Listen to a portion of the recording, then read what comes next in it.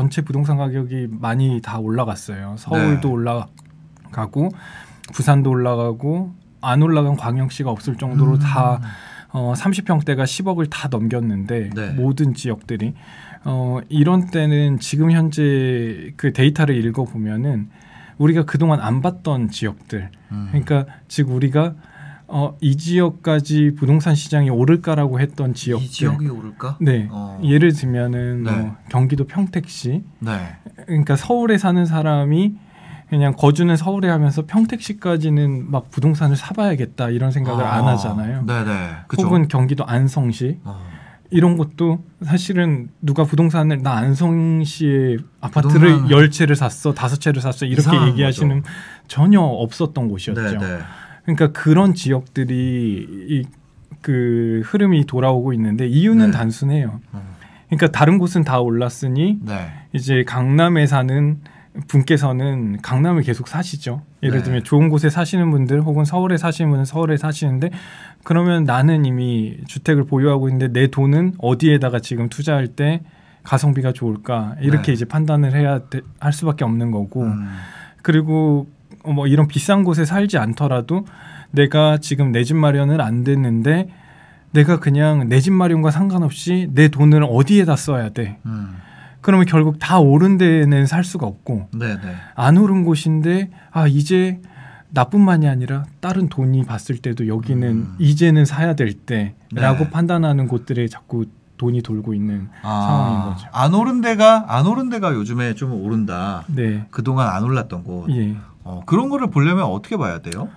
이거는 되게 심플한데요. 네. 화면을 보여드려도 되나요? 네, 당연하죠. 예. 네. 뭐 저희 사이트를 뭐 자랑하고 소개하려는 건 아니고 좀 쉽게 보실 수 있는 방법을 이제 아실이라는 웹사이트에서 좀 보여드리면 네. 제가 많이 보는 것 중에 하나가 이 마니산 아파트예요. 네. 그러니까 뭐 제가 만든 컨텐츠라 보는 건 아니고 네. 마니산 아파트는 최근에 실거래가 된 아파트가 뭐가 있는지를 이제 리스트로 보여주고 순위로 보여주는 건데 실거래가 가장 많이 된 아파트. 네, 예를 들면은 이렇게 경기도를 누르신 다음에 네. 위에서 그리고 최근 21년 4월 1일부터 그리고 6월 아니, 1일까지 100건이 넘게 거래가 됐어요? 네네. 그러니까 이런 거를 빠르게 그냥 쉽게 보고 싶을 때 제가 주로 보는 건데 네. 이제 이거를 보게 되면은 사람들이 어디를 열심히 사고 있는지가 나와요. 네. 근데 이게 이 4월 1일부터 6월 1일이라는 게 계약일 기준이에요. 네. 그러니까 내가 부동산 가서 계약서 쓴 날 기준으로 실거래가 신고가 돼요. 네네. 그래서 이 동기간에 계약서를 제일 많이 쓴 곳이 어떤 아파트야라고 보여주는 부분인데 저기 분양한 데가 아니라 맞아요. 분양한 데라서 네, 그렇죠. 대표적인 미분양 네네. 아파트예요. 네네. 화면 다시 보시면 네. 평택 뉴비전 엘크루를 이렇게 눌러보시면 왼쪽에는 이제 분양한 아파트라 그냥 실거래가만 이렇게 나오고요. 네. 그리고 오른쪽에는 보시면 21년 10월 입주 예정이니까 지금이 방송할 때가 6월이니까 앞으로 4개월 뒤에 4개월 입주하는 남았네요. 평택의 원래는 대표적인 미분양이었던 아파트예요. 네네.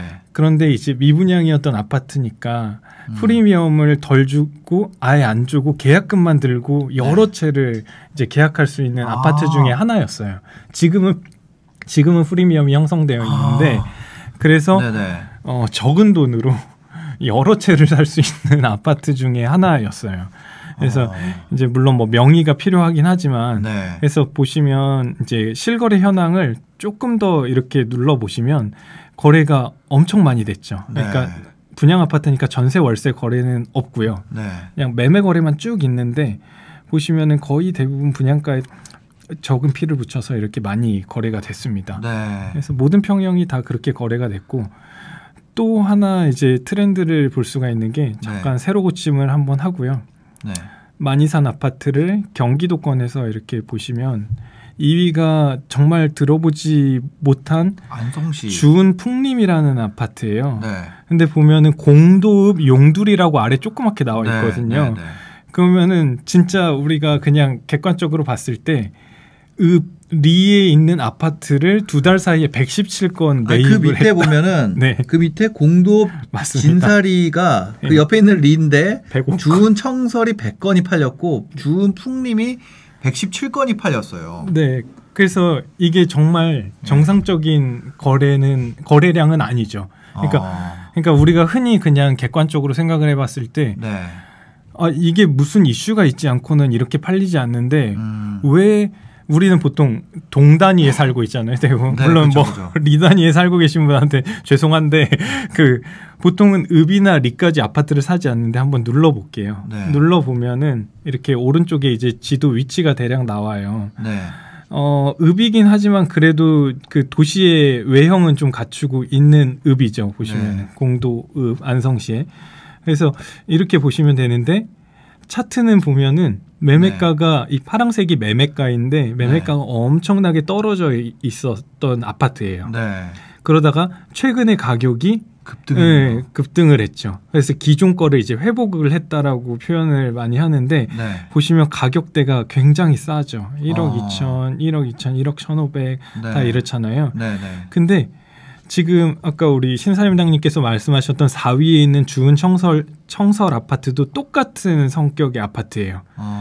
보시면 그러니까 동네가 안 좋다기보다 네. 부동산 시장의 상승과 비껴나간 동네였던 거죠 한동안. 그래서 남들은 다 오를 때 오히려 가격이 엄청나게 많이 빠졌던 지역인데 안성시의 이 주은 청설이라는 아파트가. 근데 갑자기 아무 이유 없이 거래가 막 이루어지고 갑자기 가격이 막 급등하기 시작하는 거예요. 그러니까 이게 지금 시장의 분위기예요.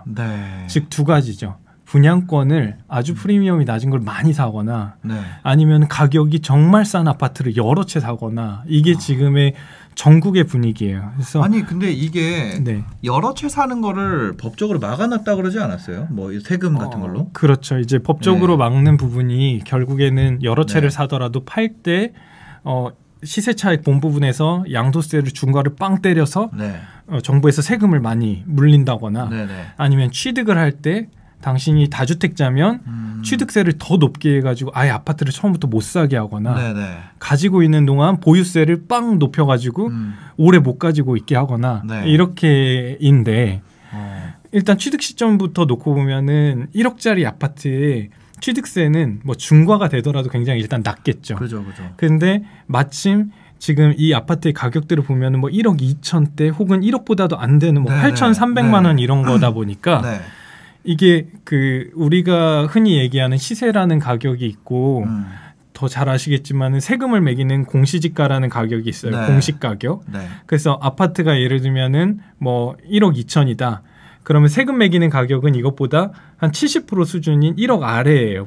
보통은. 그러니까 현재 정부에서 공시 가격을 현실화해서 시세 대비 막 90%로 올리려고 하고 있기는 하지만 그 싼 아파트들은 아직도 매매가가 1억 2천이면 공시가 세금 매기는 가격은 1억 아래인 거죠. 그래서 이 1억 아래 1억 이하의 아파트들은 취득세 중과에서 배제가 돼요. 다주택자더라도. 그래서 이건 많은 뭐 유튜버 분들도 다루시고 뭐 부동산에도 뉴스에도 많이 나오는 부분이라 그런데 어쨌든 살 때 취득세 중과가 안 되니까 여러 채를 사도 일단 살 때는 부담이 없는 거죠. 돈이 보기에. 보유세도 마찬가지인데 내가 이렇게 싼 아파트를 사는데 내가 갖고 있는 집은 강남의 아파트예요. 근데 강남의 아파트는 당연히 세금 매기는 가격인 공시 가격이 엄청 높을 텐데 여기에 공시 가격 뭐 몇 천만 원짜리가 얹어진다고 하더라도 그 세금을 매기는 어떤 레인지 범위가 크게 이미 다주택자라면 그렇죠. 혹은 법인으로 사도 되는 거죠. 개인이 아니라. 근데 법인은 그게 없잖아요. 그냥 하자마자 6% 아니에요? 맞아요. 법인은 그냥 그 총액에 대해서 바로 매기긴 하지만은 지금 6월 1일이잖아요. 오늘 굉장히 중요한 날이죠. 오늘이. 오늘 오늘 갖고 있느냐에 따라서 오늘 부동산을 뭘 갖고 있느냐에 따라서 이 보유세가 나오는데 그럼 이제 내일이 된다고 하면은 내일 법인 명의로 집을 여러 채 샀어요. 예를 들면 이런 거를 1년 내에 판다. 네, 그러면은 내년 6월 1일 전에 팔게 되면 한국 보유세는 없겠죠. 일반 과세죠, 그냥. 그렇죠. 법인세만 내는 거죠, 법인세. 아니요, 아예 내가 갖고 있는 부동산이 아닌 거예요. 재산세 기준으로 보면. 재산세로는. 네, 그렇죠. 재산세 기준으로 보면은 매년 6월 1일자 그 날짜에 부동산을 뭘 갖고 있냐로 판단을 하기 때문에 내일인 6월 2일에 사고 그리고 5월 30일에 팔면 나는 보유세 기준으로 부동산이 없는 거예요. 법인격 측면에서 보면. 그래서 이런 거를 활용을 할 수도 있고 사실은 빠질 수 있는 방법은 있긴 하죠. 지금 방금 같은 플로어로 해도 되는데 어쨌든 그런 측면에서 보유세가 또 약간 해지가 될 거고 양도세는 지금 이런 읍단위 경기도의 읍단위 같은 경우에는 내가 파는 시점에 공시 가격이 3억을 안 넘으면 또 양도세 중과해서 배제돼요. 왜냐하면 정부에서 봤을 때 이런 읍까지 투기를 한다라고는 일단 판단을 하지 않고 있고 우리 이제 세법적으로 볼 때도 경기도 수도권 내에서 읍 단위를 기준으로 파는 시점에 공시 가격이 3억이 안 되면 내가 몇 채를 팔든지 그냥 일반 세율이 되는 거예요. 예, 그러면은 법인이라고 하면 아까 말했던 대로 이제 6월 1일 다음 날부터 사서 내년 6월 1일 전에 만약에 판다고 하면은 법인세율이니까 개인의 양도세율 일반세율보다도 훨씬 더 10% 법인의 2억까지는 10%잖아요. 그러니까 법인 관련 대책 나오기 이전에 법인 플레이처럼 할 수 있는 거네요. 그렇죠. 그래서 사실은 이게 부동산의 지금의 현 시장의 트렌드이기도 하지만 사실은 문제점이기도 해요. 왜냐하면 정말 이런 아파트들은 어떻게 보면 정말 서민이나 중산층보다 이제 중산층에서 아래에서 사시는 분들이 굉장히 많은데 특히나 이제 어르신들이 사는 아파트가 많은데 이 가격이 1억에서 2억으로 올라버리면 돈이 보는 입장에서는 그 가격이 상당히 많이 번개되지만 투자적인 측면에서 놓고 보면 그 돈이 나가고 나면 그 가격은 상당 기간 유지가 되거든요. 그럼 실제 이 주택을 실수요 목적으로 구매를 하시는 분들 입장에서는 1억과 2억의 차이가 굉장히 큰 거죠. 돈이 있는 사람들 측면에서는 모르지만. 그래서 이게 투자의 수단이 되면서도 또 한편으로는 좀 사회적으로는 조금 안 좋은 기능을 하기도 하는데. 그럼 이게 이런 얘기가 있었잖아요. 원래 그 전에 이런 정부 정책이 나오면서 똘똘한 한 채 때문에 이런 것들을 다 팔고 그냥 한 채에 집중한다. 이런 얘기가 많이 있었잖아요. 여러 채를 팔고 한 채에 집중한다. 그 다 정리하고. 근데 지금은 그런 분들이 한 채를 보유하고 있는 상태에서 또 다시 지방으로 가고 있다 이런 건가요? 그렇지는 않고요.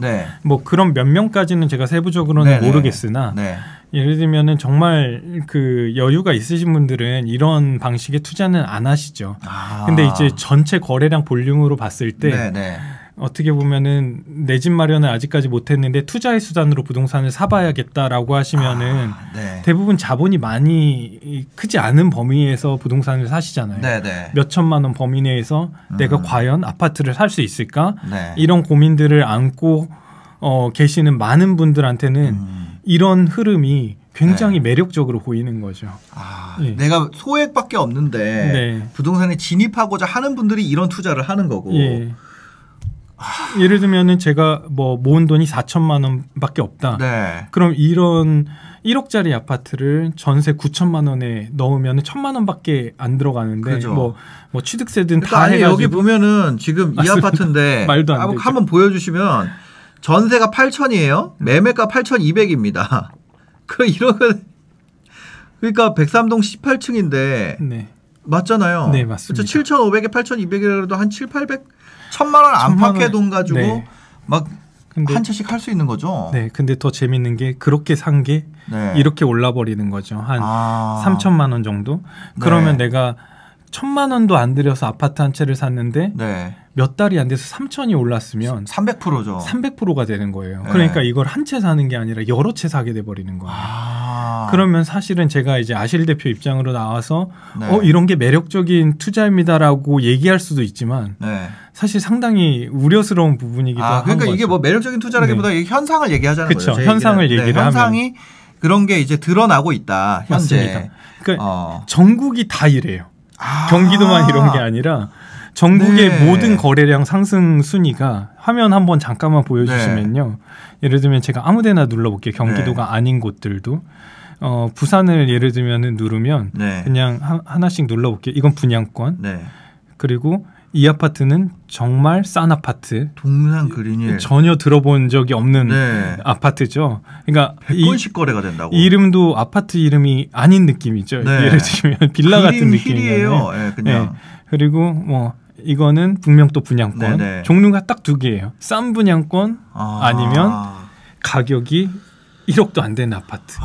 이게 지금 전국의 트렌드입니다. 그냥. 네. 지금 보시면 정말 싼데 갑자기 몇 천만 원이 올라버리죠. 그러니까요. 그리고 아래 보시면 이 아래쪽에 요게 거래량이에요. 네. 그러니까 매매가가 속절없이 떨어지고 전세가는 그대로 있어서 매매랑 전세 차이가 아예 차이가 없던 아파트들이 이런 아파트들이 갑자기 몇 천만 원대가 확 올라버린 거예요. 이런 갭 투자는 진짜 옛날 했던 버전 아니에요? 이런 거? 정말 초창기. 예전에 막 일산에서 이거 완전 초기 버전의 갭 투자가 다시 돌고 있는 건데 이유는 그거죠. 아까 얘기했던 모든 게 다 가격이 올라서 정말 우리가 좋다라고 판단하는 지역이나 좋다라고 생각하는 아파트들은 다 올라버려서 투자를 할 수 있는 대상에서 이미 멀어진 거예요. 왜냐면은 갭이 막 수억이니까. 근데 그러면은 과연 어디를 할 수 있을까? 그러면 이제 막 정말 우리가 들어보지도 않은 곳들의 대량의 근데 이제 근거는 있어요. 너무 좋은 아파트들이 이렇게 많이 올라는데 너무 안 좋은 아파트들도 조금 올라줘야 되잖아요. 그죠. 근데 이 아파트들은 계속 속절없이 하락만 하고 있었으니까 근거는 있는데 가격의 상대성에 따라 뭐 좋은 거 오르는 건 당연한데 안 좋은 것도 조금은 올라줘야 되지 않겠니? 그러니까 아니 저는 이 좋은 게 빠져주면서 맞춰줄 줄 알았더니 그게 아니라 여기까지 끌려 올라가는 게 된 거네요.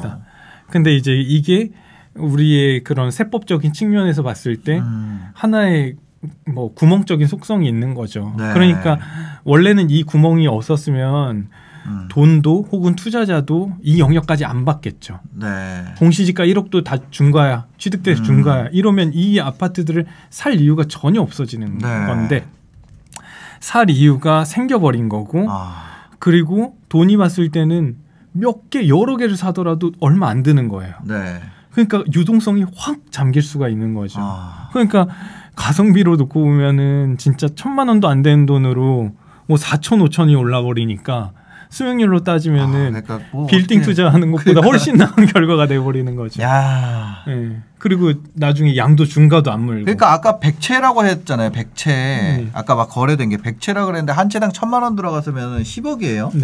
10억 가지고 100세대를 거래를 한 거예요. 맞습니다. 근데 이거를 한 단지만 거래하지 않고 뭐 부산이 타겟이다. 그럼 부산에 이런 속성을 가진 거를 쭉 사는데 근데 플러스 하나가 더 이슈가 있어야 돼요. 뭔가요? 이 아파트들이 좀 오래돼야 돼요.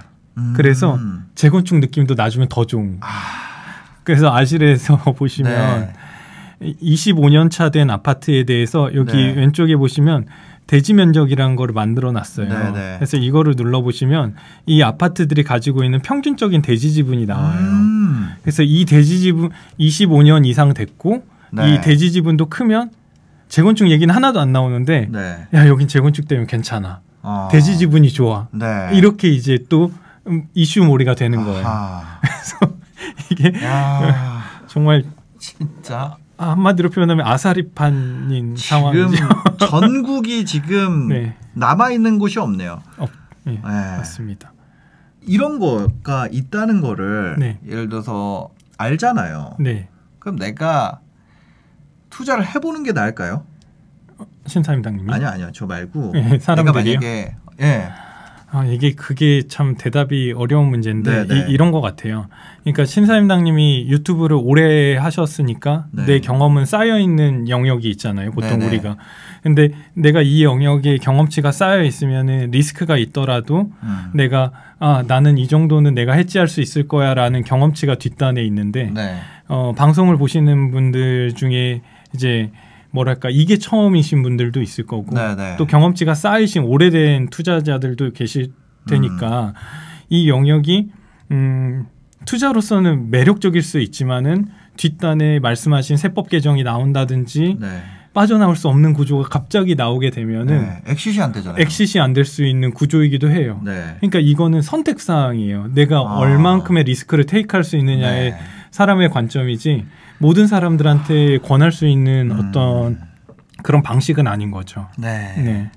하여튼 그렇습니다. 그렇다고 해서 모르고 있을 수는 없고 네. 그런 걸 하려면 만약에 내가 지금 실제로 내가 살 주택을 생각을 하고 있다면 어느 정도 스터디하는 시간을 두는 게 맞는 것 같아요. 네. 네. 그런 거에 대해서 제가 팁을 하나 드려도 될까요? 예를 들면 당연히 되죠. 네.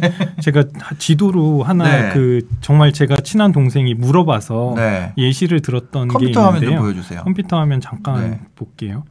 그래서 제가 여기 위에서 이제 화면을 조금 확대해 보면 경기도 평택시를 제가 한번 보면은 네. 포승읍이라는 곳이 있어요. 네. 포승읍이라는 곳이 있는데 여기는 국가산업단지가 있는 정말 공장들이 많이 몰려 있는 곳이거든요. 들어봤어요. 근데 이제 여기 아파트가 이렇게 있습니다. 네. 예를 들면 아파트가 있는데 네. 이제 기아자동차 직원분들이 많이 거주하시는 곳이 있는데 네.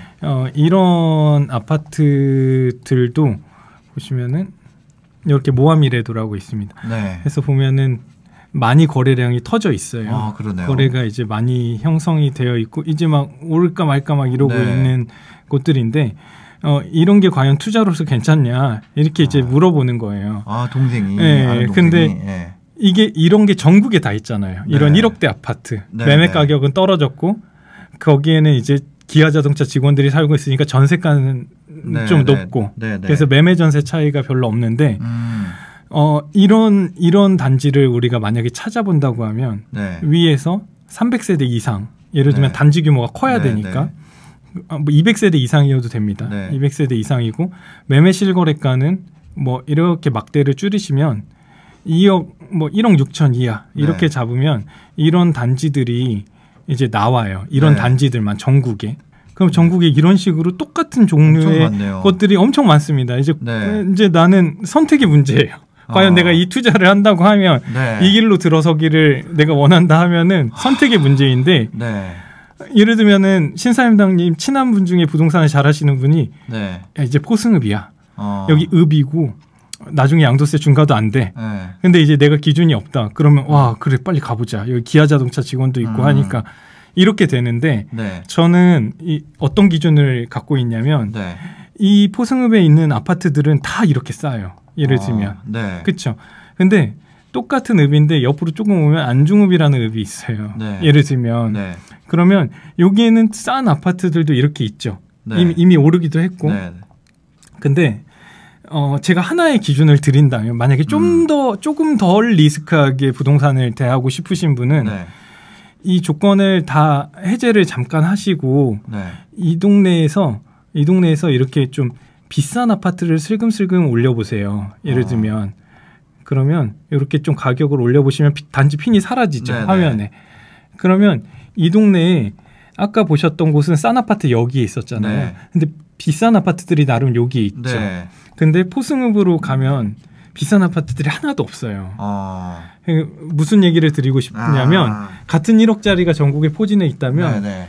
그 동네를 이끌어가는 건 비싼 아파트들인데 조금이라도 비싼 아파트가 더 있는 곳에 1억짜리가 그냥 1억만 몰려있는 곳에 1억보다는 나은 결과가 항상 있어요. 이거는 제 경험칙인데 우리가 뭐 건물도 똑같죠. 그럴 것 같아요. 그냥 강남에서 싼 거 사는 게 딴 동네에서 이 싼 게 이 동네에선 제일 비싼 가격이야. 이 동네 건물 가격에서.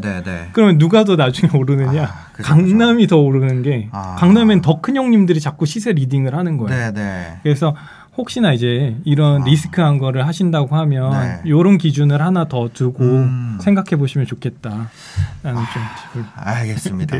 하여튼 최근에 가장 유행하는 부동산 투자 방식까지 얘기를 나눠봤습니다. 네, 국토부에서 보고 계시면 참고하시기 바랍니다.